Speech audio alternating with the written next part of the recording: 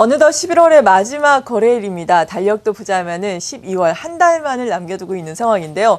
12월 그렇다면은 어떻게 우리가 투자 전략을 가져가면서 마무리를 해야 할지 알아보겠습니다. 오늘 이 시간 IBK 투자증권의 서동필 팀장과 함께합니다. 안녕하세요. 예, 안녕하세요. 네, 일단은 글로벌 증시라든지 글로벌 증시를 좌우하는 여러 가지 변수들을 보자면은 재정 절벽을 제외하고는 대부분 좀 우호적으로 형성되고 있는 것 같아요. 이에 따라서 시장 증시 전망은 어떻게 하시고 계신가요? 예, 말씀하셨던 것처럼 시장을 괴롭혔던 그리스의 축으로 된 재정 위기 관련된 거라든지 그동안에 좀 부진했던 중국과 미국의 경제 지표 이런 것들 다 양호한 모습으로 흘러가고 있기 때문에 이제는 재정 절벽의 문제만 남았는데요. 사실 재정 절벽에 대한 문제는 상당히 정치적인 이슈이기 때문에 저희가 개량적으로 얼마만큼 시장에 부정적이다라고 말씀드릴 수는 없지만 또 달리 보면 정치적인 이슈이기 때문에 그만큼 또 해법도 쉽게 찾을 수 있어 보입니다. 그렇기 때문에 이런 정치적인 이슈를 제외한다면 기본적으로 시장을 압박했던 문제들 좀 많이 해결되어 가고 있고 또 경제 지표들도 좋아지고 있기 때문에 전반적으로 시장의 분위기는 계속해서 조금 더 좋은 모양새를 이어갈 수 있다라고 전망을 하고 있습니다. 네. 특히나 여러 가지 변수들에 대해서 이야기를 해보자면은 이번 위기에 어떻게 보면은 근본이라고 할 수 있는 미국의 주택 시장이 경제 지표들을 보자면 관련된 지표들의 흐름이 좀 회복되어 있는 것을 확인을 해볼 수가 있겠거든요. 하지만 또 신규 주택 착공 같은 경우에는 연말로 갈수록 좀 줄어드는 경향이 과거에는 있다고 들었어요. 이러한 부분은 어떻게 봐야 될까요? 예, 이 상당히 많은 경제 지표들이 계절성을 가지고 있는데요. 때로는 계절성이 무시되는 게 시장에 좋을 때가 있는데 그것이 이번에는 대표적으로 주택 관련 지표다 이렇게 볼 수 있겠습니다. 이제 앞서 들으셨던 것처럼 일반적으로 이제 신규 주택 허가 건수 같은 경우에는 봄에 늘어서 6월을 고점으로 잡고는 연 단위로는 이제 겨울로 가면 줄어드는 모양새인데 2011년 하반기부터 주택 지표가 분명히 개선세에 들어섰는데 이 이후에는 이 신규 허가 건수가 계속 6월 이후에도 연말로 갈수록 계속해서 늘어나는 모양새를 보이고 있습니다.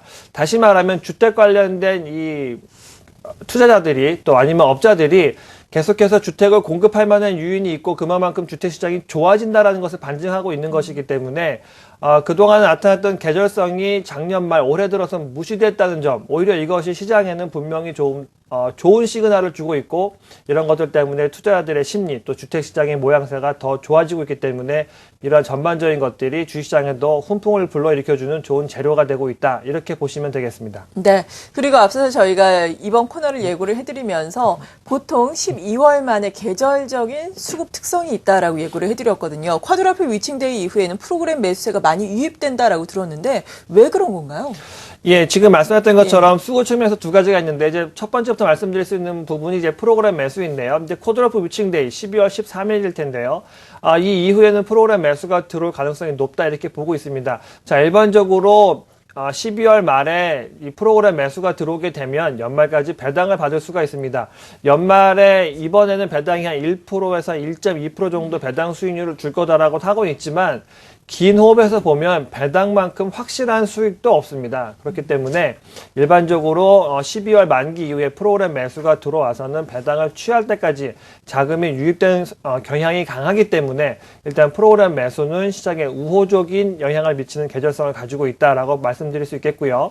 다른 하나는 대차거래 잔고라고 볼 수 있겠습니다. 대차거래를 해서 공매도를 하기 때문에 대차거래가 늘어나면 시장에 부정적이다라고 보시는 게 일반적인데 12월 같은 경우에는 연말까지 가게 되면 대차거래 잔고가 분명히 줄어들게 되어 있습니다.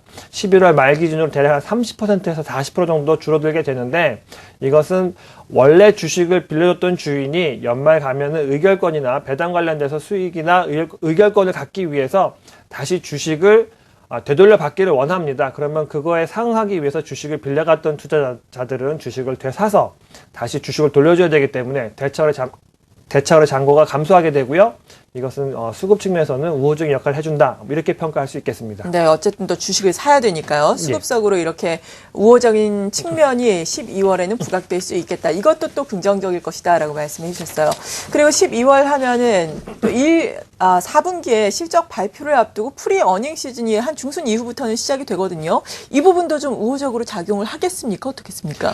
4분기 실적을 전체적으로 놓고 보면 시장에 좋다라고 말씀드리긴 좀 어려워 보입니다. 예. 최근 들어서는 삼성전자에 대한 기대치가 높아져서 삼성전자가 이제 신고가를 경신하는 그런 좋은 모습을 보여주긴 했는데 사실 4분기 실적을 전망하기는 쉽지 않습니다. 왜냐하면 잘 아시겠지만 1년 단위로 맨 마지막에 이 가계부를 정리하는 게 4분기이기 때문에 여러 가지 변수들을 많이 반영되는 게 4분기여서 정확한 실적을 뭐 예측하기 쉽지는 않지만 전반적으로 올해 4분기는 작년 수준에서 조금 못 미칠 수 있다는 우려감이 있기 때문에 4분기 전체적으로 실적이 좋다라고 말씀드릴 수는 없겠습니다. 하지만 이 업종별로는 말씀드렸던 것처럼 IT 그리고 음식료를 중심으로 하는 필수 소비재는 다른 업종보다는 4분기에서는 조금 더 좋은 기업 이익을 기대할 수 있는 업종이기 때문에 시장 전반에 대한 이익을 기대하신다기보다는 이렇게 업종별로 이익 기준치를 좀 달리 가져가시는 게 더 유리하지 않겠는가 이렇게 전망하고 있습니다. 네, 기업 이익 전망치가 좀 말씀하신 것처럼 양호한 업종군에 대해서 조금 더 소개를 해주신다면 어떨까요? 예, 말씀드렸던 것처럼 IT 같은 경우에는 환율에 대한 피해가 있을 거다라고 보고는 있지만 우리나라가 가지고 있는 IT 기업들은 나름대로 디스플레이나 반도체, 핸드셋 다 세계적으로 경쟁력을 갖추고 있는 부분들이기 때문에 이러한 업종들이 포진하고 있는 IT는 다른 것보다도 좀 더 좋은 실적을 보여줄 것으로 전망되고 있고요. 그중에서 물론 대장주는 삼성전자다라고 볼 수 있겠고 뒤를 이어서는 이제 하이닉스가 뒤를 따를 거다 이렇게 보고 있습니다. 그리고 이제 음식료 같은 경우에는 올해 하반기를 내내 풍미하긴 했는데요. 하지만 여전히 음식료를 중심으로 한 필수 소비재 우리가 잘 알고 있는 뭐 오리온 같은 기업, 뭐 대상, 메일유업 이런 기업들의 이익은 안정적이고 또 전망치도 계속해서 좋아질 걸로 보여지고 있기 때문에 음식료를 중심으로 한 필수 소비재 이런 쪽에 대해서는 관심이 필요하다. 이렇게 말씀드리고 싶습니다. 네, IT와 음식료 특히나 4분기 이익 모멘텀이 괜찮기 때문에 관심을 가져보자라고 말씀해 주셨습니다. 이렇게 12월에 우리가 관심을 둬야 할 변수들 그리고 지수의 밴드까지 자세하게 알아봤는데 그렇다면 12월 뭐 짧다면 짧을 수도 있고 길다면 길 수도 있는 한 달입니다. 어떤 투자 전략으로 좀 마무리를 해볼까요? 자, 큰 틀에서 보면 중소형주나 대형주에 대해서 고민들이 좀 많으셨는데요. 연말로 가면은 중소형주보다는 대형주에 대한 관심이 좀 높아질 수 있습니다. 이 수익률도 제고하기 위해서는 대형주가 좋고요. 또 배당도 아무래도 안정적이라고 보면은 중대형주에도 관심이 놓일 수 있기 때문에 소형주보다는 지금 시점에서는 대형주에 관심을 가지시는 것이 좋을 것 같고요. 또 아까 말씀드렸던 것처럼 프로그램 매수도 있고 대차거래 잔고의 감소도 있기 때문에 이런 점들이 대형주에 대한 관심을 높여주는 부분이다라고 말씀드릴 수 있겠고요. 그리고 업종별로 봤을 때는 아까 말씀드렸던 것처럼 IT와 음식료를 중심으로 한 필수 소비재를 축으로 가져가시는 것이 좋아 보입니다. 네. 경기 민감주에 대해서는 최근 들어서 기술적인 상승은 있었지만 추세를 이룬다고 보기엔 아직 이르기 때문에 이게 안정성, 가시성을 중심으로 하는 음식료와 IT에 대해서는 조금 더 비중을 높여주시면 좋을 것 같고요. 반면에 산업재는 여전히 좀 불안정하기 때문에 이쪽에 비중을 좀 많이 낮춰주시는 것이 좋아 보이고 배당을 고려하신다면 통신, 여전히 관심 가져보시면 좋은 업종이다. 이렇게 12월 포트폴리오를 짤 수 있겠습니다. 네, 유망 업종 이렇게 짚어주셨는데 관심 종목까지 제시를 해주신다면 어떨까요?